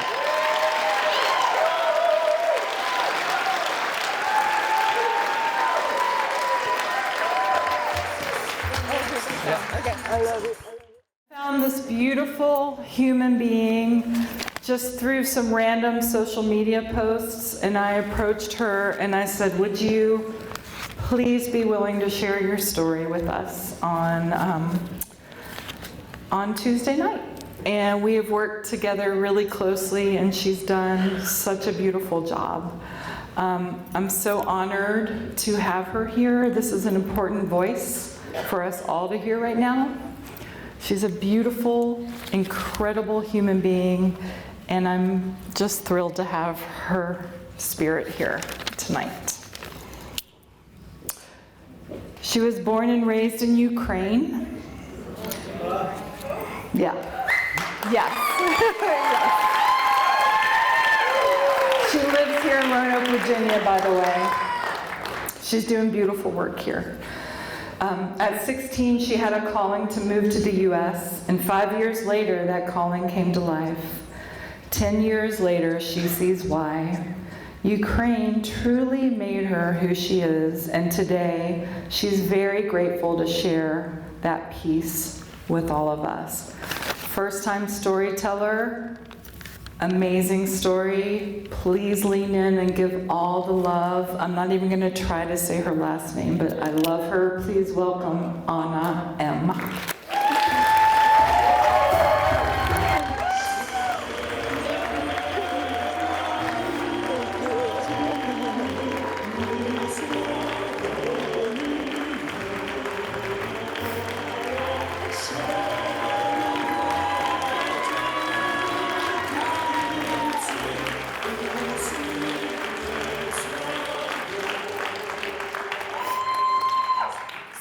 Sorry, guys. Good evening, everyone. My name is Anna. I'm from Ukraine.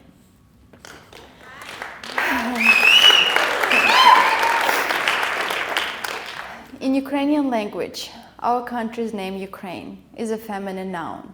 It's a her, a woman, a mother, a keeper of the house warmth, a matriarch.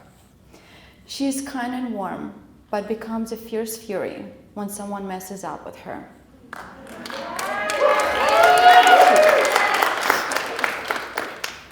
Like a mother protecting her child, ruthless, fearless, ever so strong.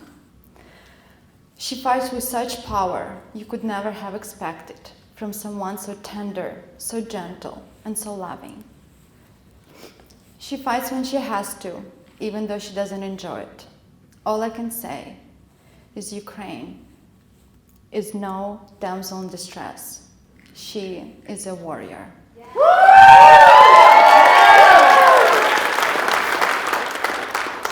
This was words Maria Mohova, Kiev. I was 1 year old. That's me. When Ukraine became independent in 1991. I watched all my family and my friends' families every day to show dedication, commitment, perseverance, and ownership in building their future. It was hard, but it was rewarding because they had a purpose and they had a vision to live in a free country. I remember growing up eating only homemade meals. We used to grow our own garden, our own meat, dairy, and my mom made everything from scratch. A couple times a year, I would get some grivnas, Ukrainian money, to buy Snickers or Pringles. They were very expensive. Yeah. So only on special occasions you could buy them. I remember playing outside every evening with my friends, building tree houses, swimming in the river, and putting concerts for our neighbors to raise some money for candy. Because we didn't have any video games, computers, or cell phones. I remember my mom and dad would save money a whole year to take me to Crimea to swim in the Black Sea. We would stay and sleep in tents, cook food on fire, and just enjoy clean, fresh beach air. I remember growing up with one box TV in the entire house.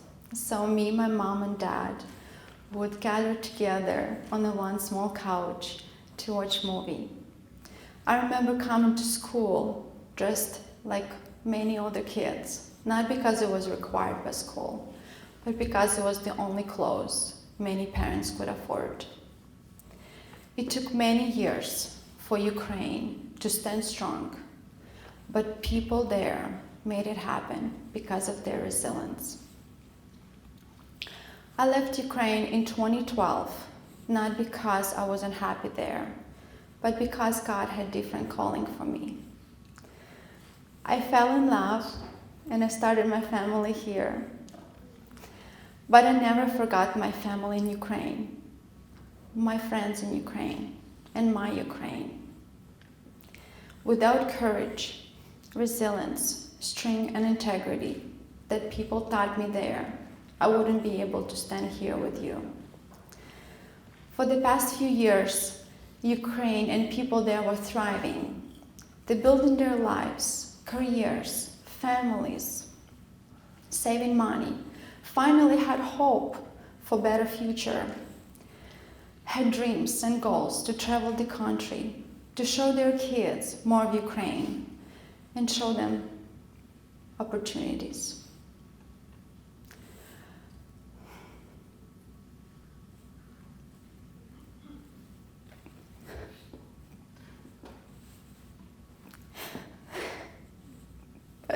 But on February 24 of 2022, everything changed. The day changed lives of 44 million people forever. It impacted lives of billions of people around the world, including me. To describe in a few minutes what happened in Ukraine right now is very hard, but I'll try. Over 3 million of people fled Ukraine in the first 3 weeks, leaving their family, friends, pets, houses, jobs, and all the stability they've created in years and decades. Not a single person did it because they wanted to. They did it to find safety for their kids. Over 40 million of people stayed home because of their family, friends, pets, jobs, homes, and finances.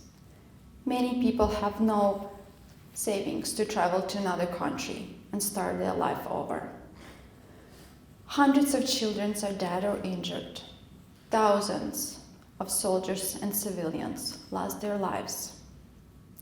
100,000 live with no or very limited amount of basic needs like food, water, heat, and electricity. Millions of people go to bed and wake up every morning to a loud sound of siren that identify a danger in their city. Their only dreams right now consist of clear skies, quiet nights, warm bed, safe walls, laughter of their kids, phone calls from their loved ones saying they're okay, and message from their husbands, sons, brothers, fathers saying they're alive. And of course, a glass of wine or beer with a big bowl of olivia, Ukrainian traditional dish. Every morning, when I wake up, I'm scared to look at my phone because every day I never know what can happen. I never know what message I'll get from my family or friends. I never know what news will I see, what city Russian troops are bombing now, and how many kids they killed today. Here are a few stories of my family and friends that I woke up to, but they are living through. My cousin Maxim, who lives in Energodar, city with the largest nuclear power plant, that completely occupied and controlled by Russian troops, where no one can leave or get in without many checkpoints of Russian soldiers.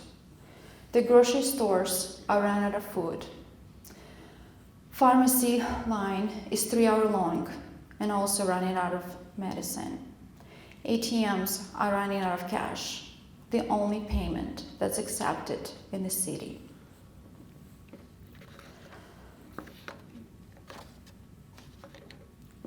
The only food people have access to is what nearest villages can bring, things like bread, eggs, and chicken.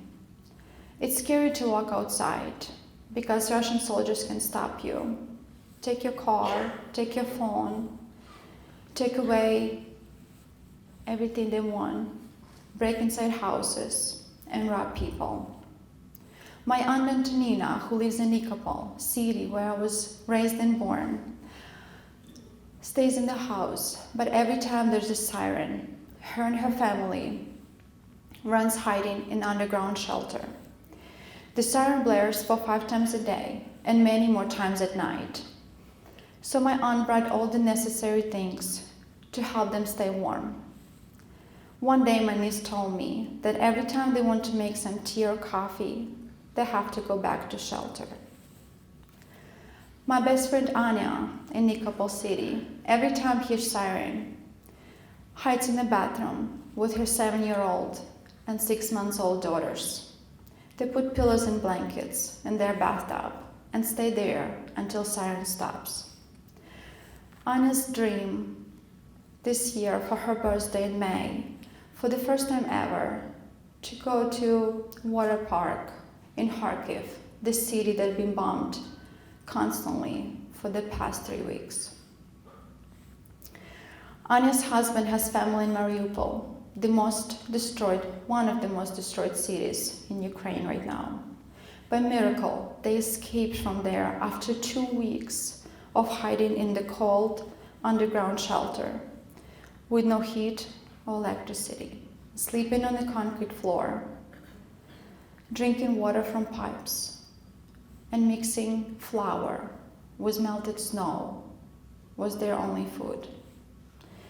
Every single day,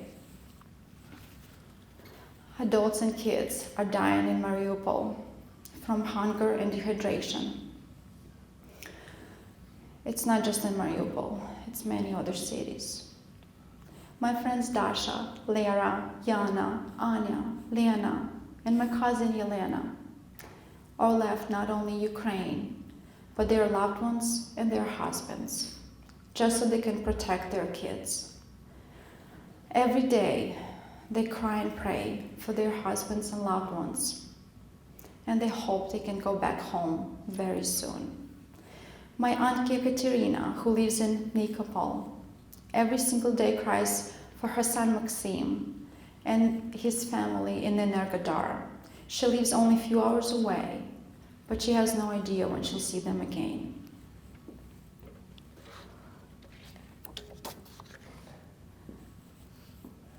Russian soldiers been told to bomb everything. Every military base, every airport, every hospital, every school, every playground, and every civilian building. Doesn't matter if people there or not. There's no humanity, there's no kindness, and there's no love. All these men been led by a psychopath who's a pathological liar. Putin is evil. Putin is a monster. Putin is a dictator.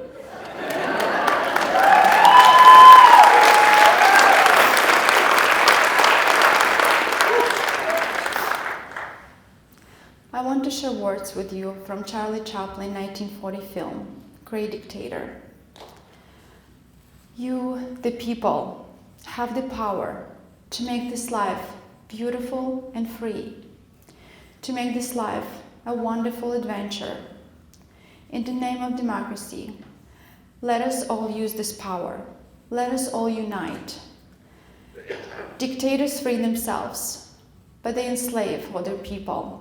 Let us fight to free the world, to do away with national barriers, to do away with greed, with hate, and intolerance. But even in situations like this, every time I call my family and my friends, they are the one who calm me down. They are the one who tells me, Anna, everything will be okay. Anna, everything will be Ukraine. We'll survive, and we're going to celebrate our victory very soon. That's the people of Ukraine. Their heart, kindness, loyalty, mental strength, and unitedness keeps them going, keeps them fighting, keeps them strong. That's what broke all Putin's plan, what inspired the whole world, and what all of us should practice every day. Thank you so much.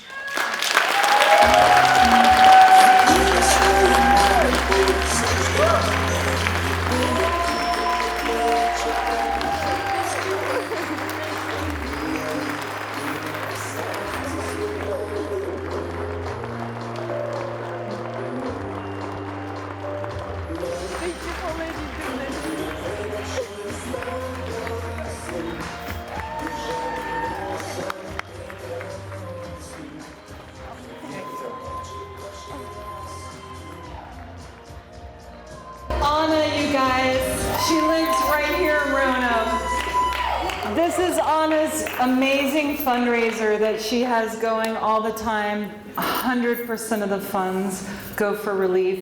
You can take a photo of that QR. I don't know the technology, but take a photo of that. And here's the PayPal, and please donate what you can for this Ukrainian relief that we all want to help with. I'm just struck always and emotional, and I'm a basket case about the beauty of human beings sharing their truths every time.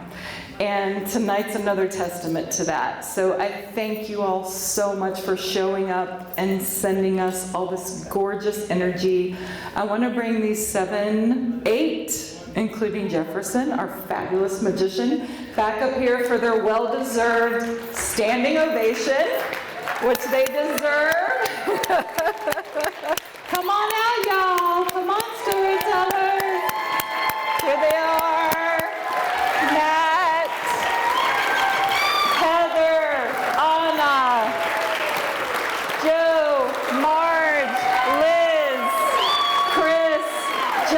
Johnson.